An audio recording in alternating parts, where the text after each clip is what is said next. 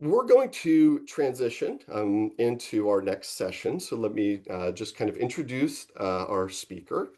Um, Cherith is just an outstanding colleague. I've known Cherith for pretty much 5 years, right? Since the 2020, roughly, when we met as two business advisors in the Triangle area.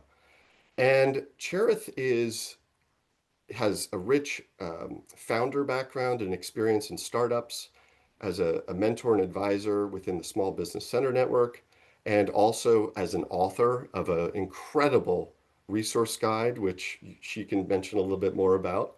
Her business, Flourish and Growth, is, well, flourishing. It's just a wonderful program where she's able to lend all of her experience and skills and knowledge to founders as a private advisor and trainer and facilitator. So she has counseled literally hundreds. I don't know, maybe it's over 500 business owners. I'm sure, maybe more. Certainly has engaged with far more than that, and has run numerous workshops. She earned this incredible award, which is certainly not easy, but she was in the Small Business Center Network the 2020 State Director of the Year for her support during COVID for small businesses. She's worked in local food. She's done real estate, rental properties. She's also an entrepreneurial mindset trainer. And what I mean by that is she's certified in that.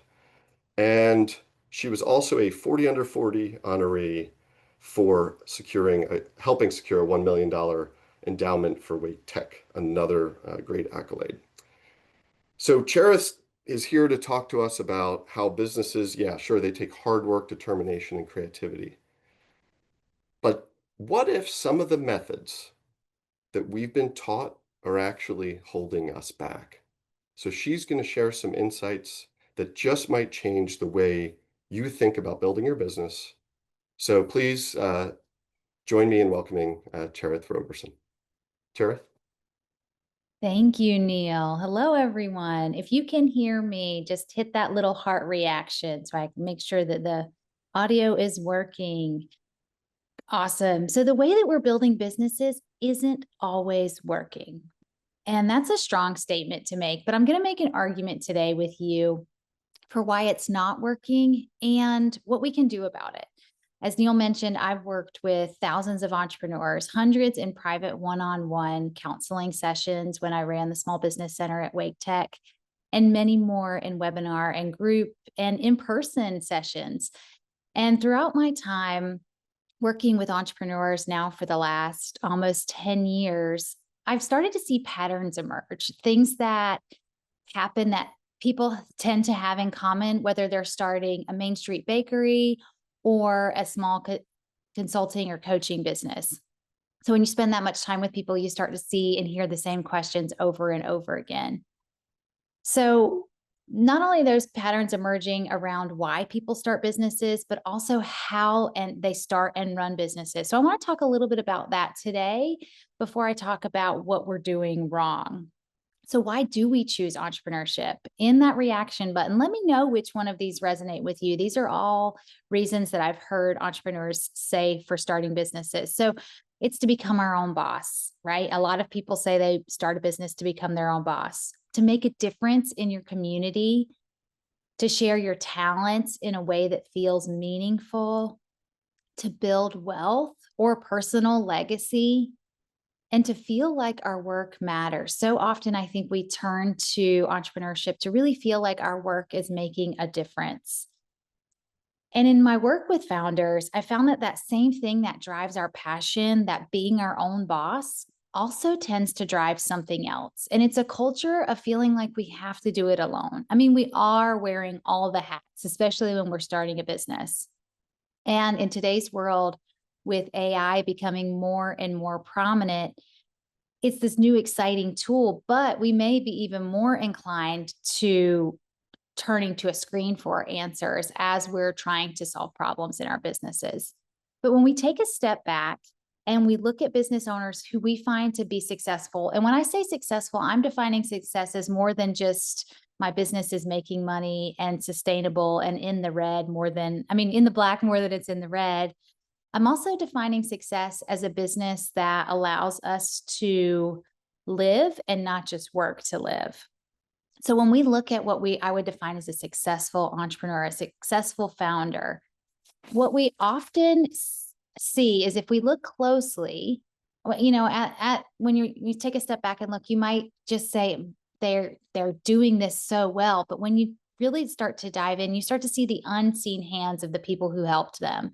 Those are the parents who helped shape their ability to problem solve, or that mentor who stepped in and said, I'm going to help you figure this out. You start to see the customers who were willing to take the chance on the first, second, or third big orders, or the teacher they had in fourth grade who walked them through a really difficult time. All of that help built a strong foundation for that founder to build a successful business. And they didn't do it alone, because none of us do it alone. As social primates, we do our best in community with one another. And our biological design is one of community and companionship. Now, don't get me wrong, y'all. As a mom and a 40-year-old woman, I love a good chunk of solo time. I think most of you do. How many of that resonates with you? But ultimately, it's hard to survive if we don't have human companionship. And those patterns that many founders have faced, the ones of wanting to be our own boss, they also start to feel that consistent challenge of having to do it alone. How many of you in the beginning of building your business are really excited about the freedom of making your own decisions, calling the shots, being your own boss? It can be so freeing. And as you continue to build your business, decision fatigue can also start to set in, and uncertainty, and you can start to question yourself. I know that I sometimes find myself saying, is this is this the right decision? So two things can be true, right? It can be exhilarating and it can be hard. So that culture of having to do it alone is also starting to create, or is creating, entrepreneurship in isolation. And loneliness is one emotion that I hear entrepreneurs say over and over again is something that they struggle with. In fact, I bet if we had gone into breakout rooms at the beginning of the session and asked all of you to start naming some of the things that you're thinking about or struggling with in your business, loneliness would be one of the emotions that comes up. And I say that because in my work with founders, I hear that time and time again. So we're building our businesses the wrong way. So what is driving that loneliness? Well, let me tell you about a study. In 2008, the British Medical Journal published a study that followed 4,700 people from the mid 80s to the early 2000s. And that study measured happiness levels and specifically looked at whether or not people felt hopeful about the future, experienced happiness, enjoyed life, or felt as good as other people. Now, we may define happiness in slightly different ways, but I think we can all agree that happiness generally aligns with these statements of feeling hopeful about the future, experiencing happiness, and enjoying life. Now, when you think about why you started your business, you may have said it was to be your own boss or to make a difference in your community. But if I had to guess, and if you're getting bigger picture, I'd wonder if at the root of it all, it was to enjoy your life more or to feel hopeful about the future. Those successful business owners that I mentioned earlier, they're not just successful because they're determined or because they work incredibly hard. Those things matter and they're important, but that's not the only reason they're successful. And the myth of a self-made person has kind of helped perpetuate the idea that we have to figure it out all on our own. How many of you have heard the quote, "We are the sum of the 5 people with whom we spend the most time"? Let me know in the reaction. Yes, a lot of us have heard that. So that study I mentioned earlier, it found that physical proximity, how close you are physically to someone else helps to measure and establish our happiness levels. So specifically, one of the things it looked at is if I live close to a neighbor who is happy, how does that affect my happiness levels? And it can help if I'm living close within a mile and a half of a happy neighbor. it can increase my happiness levels by as much as 25%, which is pretty significant. And as we sit here on Zoom, I have to ask, where has our physical proximity gone? And how are we looking at that as we build our business? In today's world, we're really focused on our digital presence, on what we do on a screen and building a virtual community. I find myself measuring, how am I showing up on LinkedIn? Is my Instagram reel resonating with people? And I find myself looking at those number of views and feeling a sense of validation from whether or not someone is pressing that like button or leaving a comment. Often they are people that I'll never meet.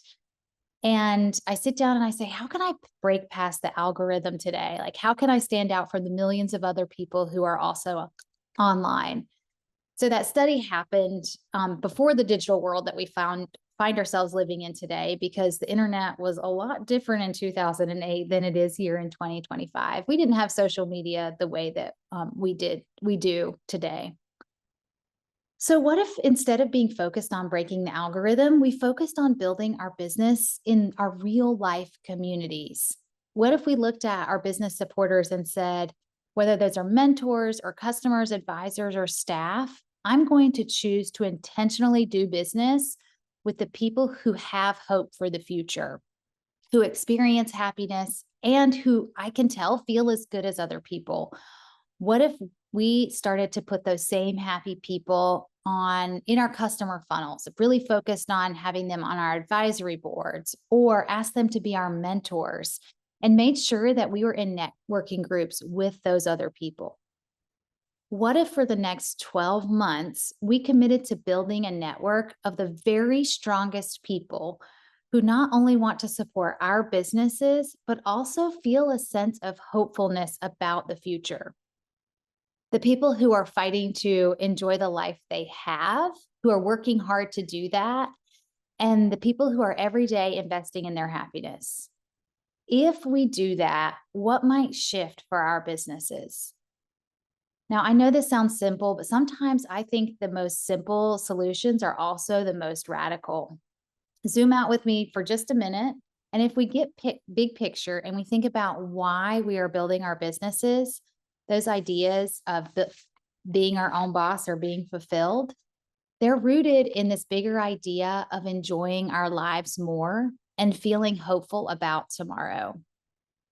And we want to feel hopeful about this life that we're living, right? We want to feel hopeful when we wake up in the morning. So my radical suggestion is we all need to get offline to build our businesses. I mean, obviously, we're not going to get offline entirely. We're all on Zoom here, and tech is here to stay. I love a good tech tool. I use it every single day.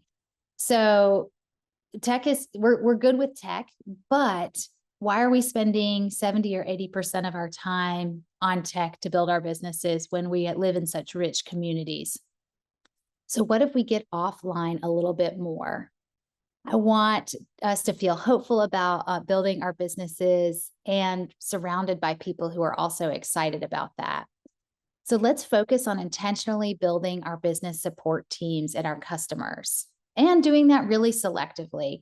How many of you walk into a networking meeting and kind of beeline for the first person that you know? We all tend to do that. That's the natural human response. Sometimes we need to be beelining for the people who we know, who we're excited about meeting, who help us feel hope. So let's start to think about how we can shift that a little bit more. The people who you can relax and exhale with, the people who don't care if your child comes to the coffee shop on a teacher's work day, the people who are genuinely excited to see you and watch your business succeed. So when I wrote the Guided Small Business Planner, which Neil mentioned earlier, I included a section helping business owners name their support team. And I want to encourage you to all be really thoughtful and intentional about how you're building your business support.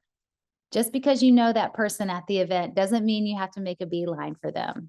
I want to encourage you to start to shift how and identifying the people who can really build your business with you. When I was pregnant with my son, Ari, who's now 10, I went to a new parenting class, And at that class filled with couples, all close to having their own children, I felt an instant connection with one person. And the way that she spoke made me think to myself, she's my people. I like to tell people it was the moment that she started talking about making her own kimchi. Now, I don't make kimchi, but the people who do are my people. And I know that I'm in good company when I say that food people are always the best people.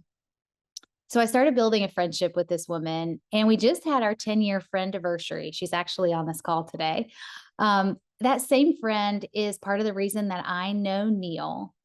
And she's also the reason that I know one of our panelists, Alex.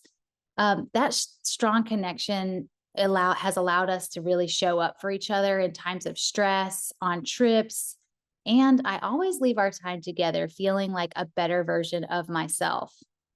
And while not every professional relationship needs to turn into a close friendship, I'd say it's kind of a big misnomer to say that you can't mix friendship and business. In fact, I'd argue that you shouldn't do business with people you wouldn't at least want to be friends with. So I'm going to encourage all of us to get offline more and to get into our community and to look for those people with whom we feel a connection and start to surround ourselves with those people who inspire us and help us feel better about and more hopeful about the future. Think about it. If we all increase our levels of hopefulness for the future over the next year, how will that affect the decisions that we make for our business? If those same people who surround us are also in support of our business, they'll open doors and they will help us connect with the very next best contact. They'll help us open doors, and together we'll build a better, stronger community because we can't do it. And speaking of having others, I'm going to now kind of segue this into hearing from our two founders. They really inspired what I shared with you today, Alex and Becca. And I'm lucky to have this conversation ahead of time with them where they really talked about their journey and how they met. And it really inspired the what I shared with you just now about getting offline more. So I'm so excited to kind of segue over to this chat that we're going to have with Becca Wright and Alex Brandwein. And I hope that their story will stick with you. And I'm going to go ahead and introduce them while they come on screen. So let's go ahead and meet Becca. Becca Wright is the founder and CEO of Piedmont Pennies, cheese and biscuit bites made right here in North Carolina. Launched from an MBA class project, Piedmont Pennies are an elevated and more delicious version of a cheese straw, and they come from a family recipe that Becca's Grand Betty created. And in my personal experience, you can't just eat one. I've been known to eat a whole little jar at once, Becca. All right, let's meet our other panelists, Alex Brandwein with Brandwein's Bagels. Alex is the founder and CEO of Brandwein's Bagels. Started in 2020 with a pop-up event, Brandwein's has now established itself as a go-to spot for the community with their delicious New York-style bagel right in their Chapel Hill restaurant. If you find yourself craving a bagel done right, you've got to go visit Alex. Becca and Alex, thank you so much for today. Let's jump right into our conversation. So you are both just past the 5-year mark for your businesses, which is huge. Congratulations. I'm so inspired by you. Alex, you passed it earlier this year. And Becca, I think you said you passed it just last week. Amazing.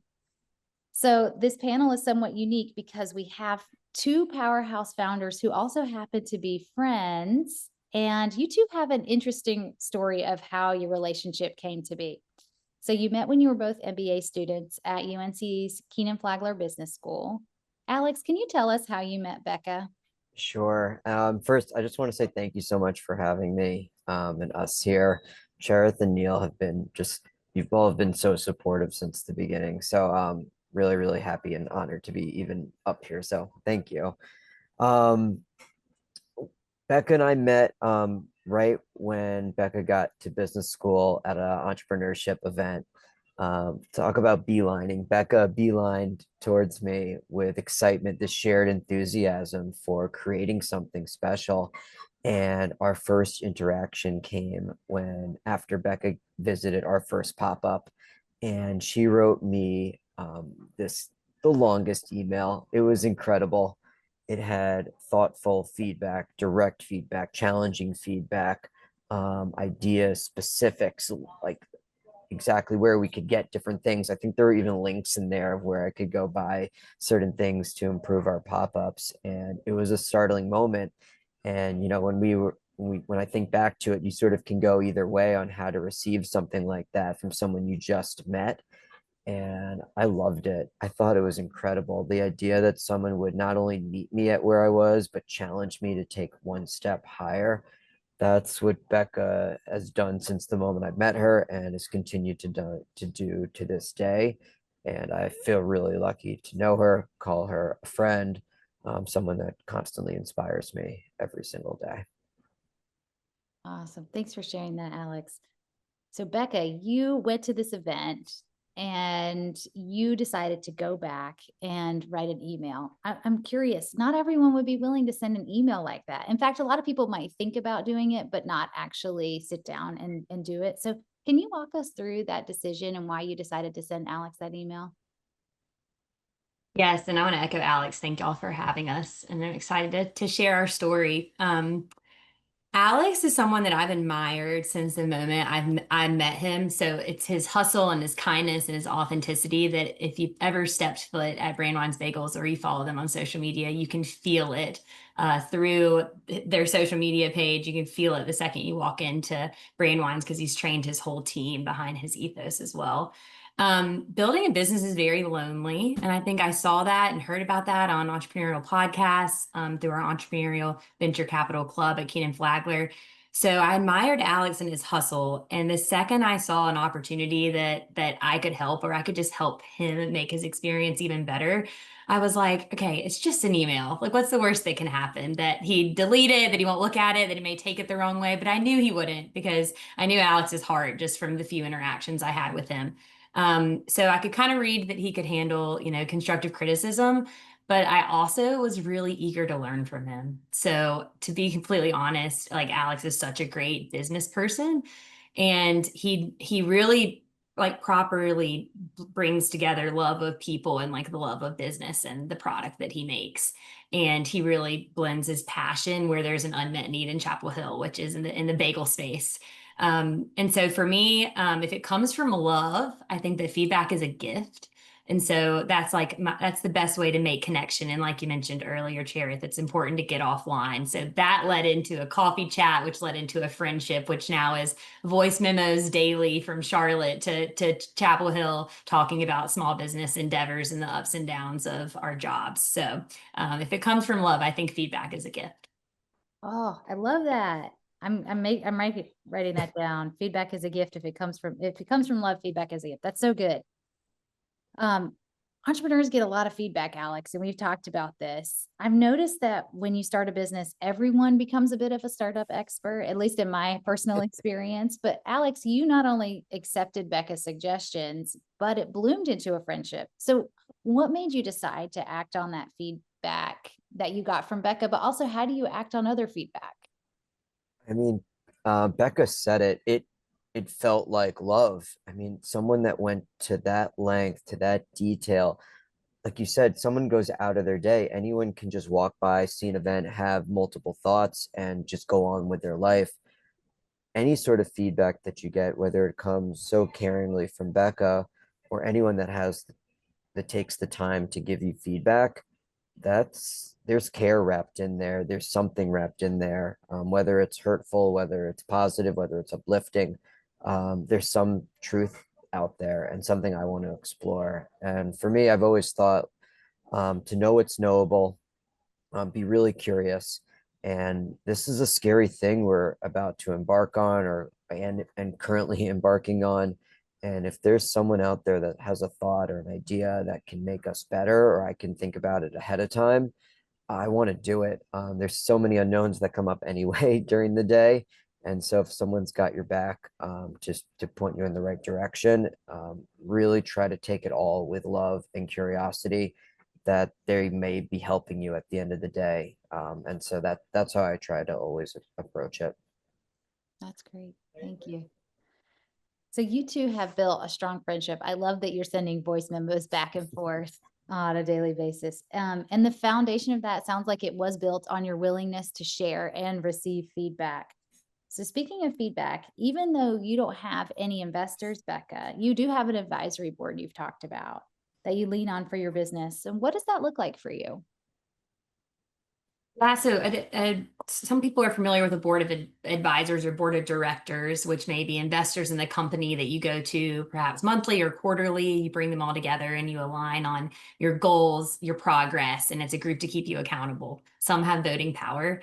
In this case, this board of advisors is a voluntary group that I got together of mentors, and it started in my early days at Keenan Flagler. So when I was first starting Piedmont Pennies, I really was looking for a round table where I could bring my mentors all together because I was getting feedback from different spaces, and we weren't really aligned on our common goals, and the feedback they were giving me wasn't aligned to the business directional strategies and the growth of Pennies that I wanted to have. So brought everyone together. That happened through just emails, coffee chats, phone calls, just asking for an hour of their time quarterly, plus an hour or so a month to just talk on the phone and go through more of a deep dive with them specifically. But I kind of picked just amazing people I could tell cared about me personally and that were giving that feedback organically. And we meet quarterly to go through kind of some of our directional strategies, like I said, vision, mission, goals, go through accountability. So things like our profit and loss and balance statement, balance sheet, and then be able to really talk about how we're tracking toward the goals that we have set. So that's been important for me because just because you don't have outside investors doesn't mean you can't operate like you don't or like you do. So it's important that you're always thinking about how can I operate this business more efficiently and be a better steward of my resources here. And that's something that why the board has evolved over the last 5 years. What stayed really true to it is the accountability that it's given me. I love that. It's so smart because people also want to help other people. And I think that's something that Definitely. sometimes we forget is ultimately we do want to help other people succeed. So I love that you are really tapping into that and have created a strong support system. Alex, this one is for you. In my work with founders, I've seen a lot of people feel excited by an idea, but paralyzed by how to start. How did you get momentum and what did the early days look like for you? Sure. In the beginning, I felt that same thing. You sort of want to do everything all at the same time. I also feel like sometimes it feels so far away, that it feels like even if you are making progress, it doesn't feel like it.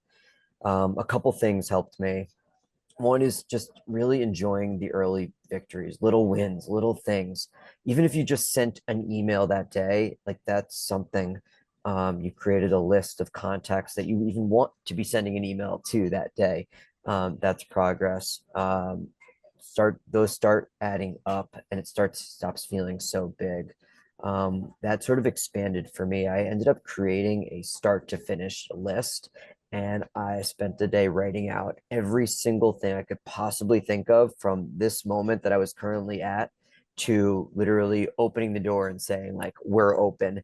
And that list helped guide me through the process. It also challenged me to answer just different questions along the way. And it wasn't something that was static.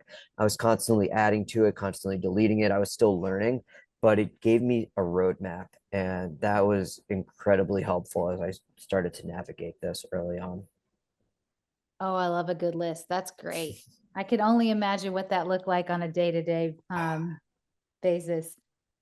So Becca, you decided to start your business based on a family tradition. That must sometimes feel like it's attached to something that's bigger than you. How do you navigate that?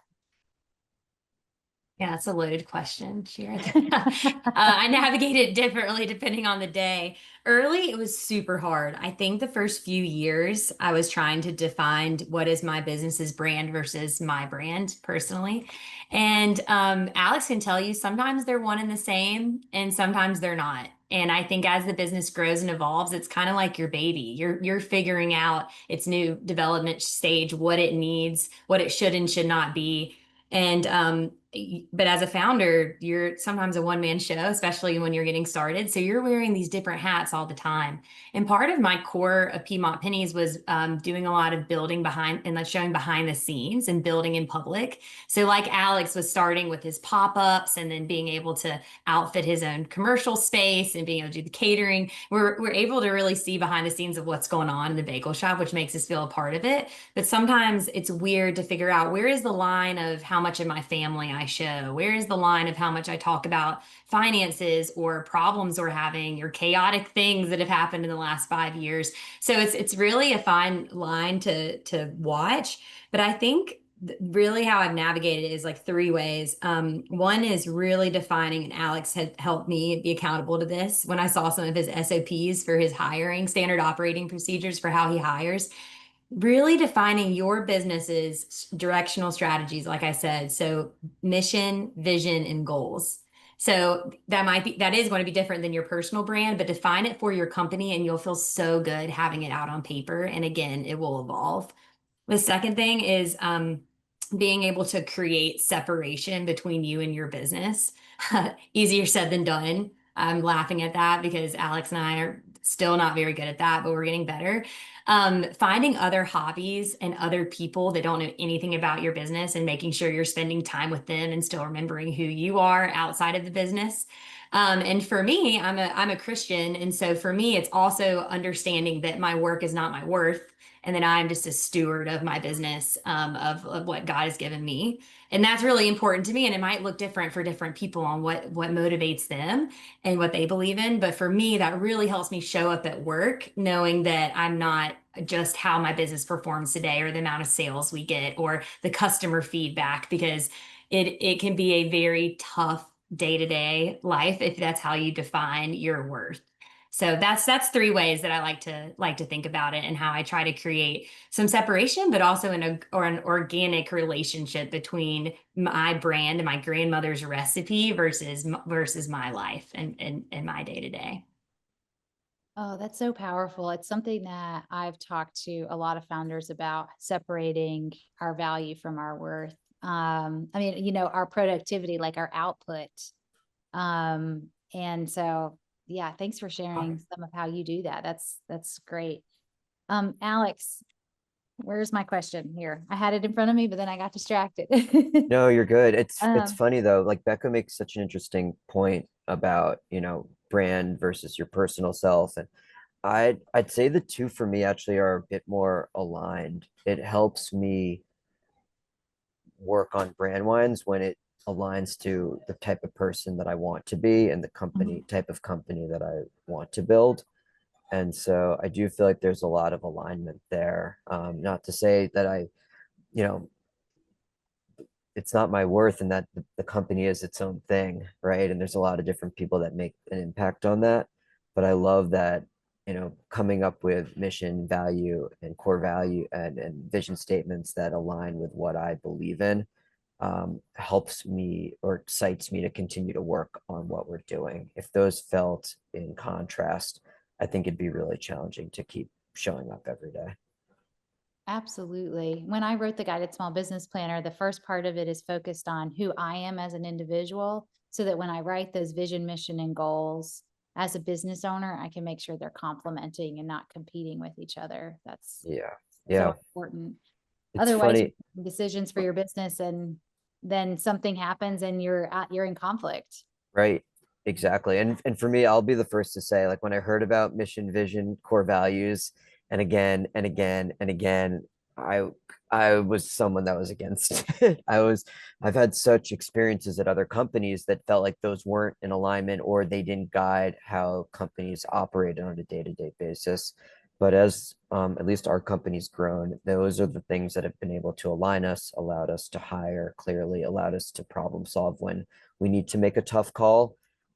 We end up going back to those things because they provide the clarity of what we actually want to be at the end of the day. So they've been really, really helpful and something I always recommend. Yeah, it's more than it's not a checkbox if you are integrating it into a part of your everyday company culture. Mhm.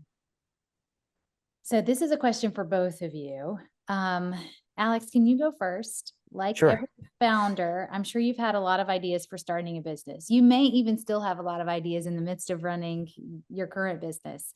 You also have an MBA from a prestigious business school, and that opens a lot of doors for someone. Why did you choose a bagel shop? Oh gosh, so many reasons. Bagels were the thing that just made everything a little bit better since I was really, really young. Family, friends, school, life, everything in between. Just for me, there's something about bagels on the table, that brown paper bag that just was the moment of everything's going to be okay. And there was something really special about that. The connection I had with the bagel shops that I went to and my sister and I would go to really meant a lot. And so when I came to Chapel Hill, I fell in love with this community. It was like nowhere I'd ever met where, people like, Becca Wright exist, and people that genuinely want to be there for you. And so the idea to share something that I grew up with this community, and magically there wasn't one in downtown Chapel Hill. So it was this combination of something that I had a deep connection with and something that I thought there was a business opportunity to put out there, came together, and it's been really, really fun to do something like that. I think also for me, um, you know, having something that I am passionate about, after you finish everything that you want to do in your day, every obligation, every homework, every assignment, everything, I just kept coming back to it. And it's so funny, something that it was ubiquitous in my life actually became the thing that I get to do every day. And I know it sounds cheesy saying something like that, pun intended, that was for Becca there. Um, it's out there. And there is something that you love, that and the job related to it, and something that made me happy were bagels. I used to take 2 bagels to school every single day, and now I get to be at a shop where there's bagels just everywhere. So it's I just feel really lucky to get to do it. That's fantastic. I love that they give you hope. It sounds like they give you hope for the future. That's great. Thanks for sharing that. Becca, what about you? You also have an MBA from a prestigious business school. Why did you decide to start Piedmont Pennies? Um, I think for me, I once heard that like you start a business where your passion meets a customer like unmet need. And I think Alex saw that Chapel Hill needed that third place, and Chapel Hill needed a reliable bagel shop, and it made him happy. And, he loved being with people. And I think it was a very similar story to Pennies. So I grew up making them with my grandbetty and my dad as Christmas gifts. Worked in consulting, came back for an MBA, and knew the Carolina community was a really special place, which brought me back to Chapel Hill from not just undergrad, but for my MBA. And while I was here, COVID hit. And so everything went online, everything went virtual. And I launched Pennies as a way to help people stay cheesing during COVID. So shipping them, selling them at local little pickups on Mason Farm Road behind the Dean Dome, selling them online. And I was noticing that people really, they loved Pennies and they love Pennies. They keep coming back for more, but people crave connection, like you talked about, Cherith. And that's what we were giving through Pennies, and helping people stay cheesing and finding reasons to smile, even if it's the smallest surprise and delight, like a little extra in your box when you order online. That it's kind of cool that you can have that power in someone's day that might be like the one thing that's keeping them going. So I think I wish I could go back and tell myself to stop over analyzing the business decision, to just start, because your business really can't evolve unless it's born. And I've said that before, but until you get going, and like Alex said, doing one thing a day, making that list and just getting the momentum, you don't know how to pivot and how to grow. And if we gave our heart as much importance as we give our head and over analyzing, there'd be a lot more businesses and a lot more innovation, a lot more things going on if people were willing to fail and were willing to just try something. So I'm excited that COVID gave me that silver lining of COVID for sure gave me that space to get started, but also the Carolina community, the North Carolina entrepreneurship community that helped me find people like yourself and Neil and Alex to keep going once I got started. Oh, that's so good.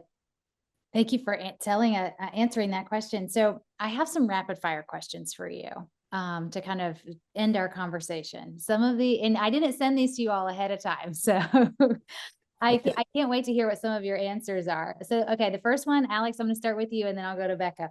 Okay. Alex, what time is your alarm set for in the morning? Oh my gosh, as early as 1:30 or 2. Today I was in the shop at 3 o'clock this morning. Yeah.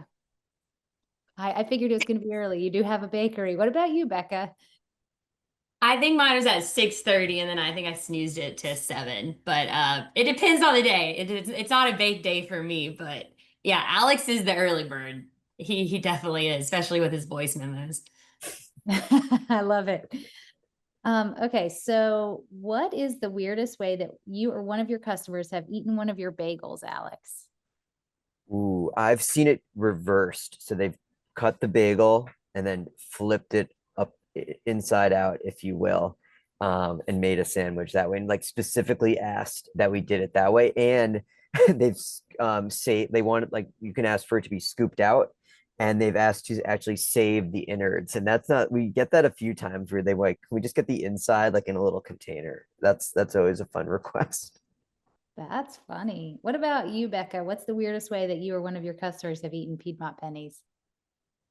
We've got a review one time that had someone talking about how she loved it with yogurt. So like cheese crackers and yogurt. And I don't know exactly what she meant by that, but we published the review on our website. So we're like, it's 5 stars, but Rhonda's eating them with yogurt. I guess that's okay. I've actually surprisingly I've had it on like homemade vanilla yogurt with some penny panko crumbs. So it's like a cheesy, savory, but it's like a Yes. saltiness. So almost like Milk Bars cereal milk, like adding that kind of salty sweetness together is amazing. So highly recommend that. I don't know about just yogurt and the pennies, but Oh, I like that idea. I'm getting so hungry hearing you guys and talking about your bagels and pennies. Becca, what's one word that describes your first year in business? I'd say a roller coaster. What Roller about you, coaster. Alex? The first word that came up was eye-opening. Nice. Okay, Alex, who's your go-to person before you make a big decision in your business? Gosh, like 6 people just popped up in my mind. I feel like I don't have a board, but I do have a number of different people that play a role depending on what comes up that I call. Nice. What about you, Becca? Who's your go-to person before you make a big business decision?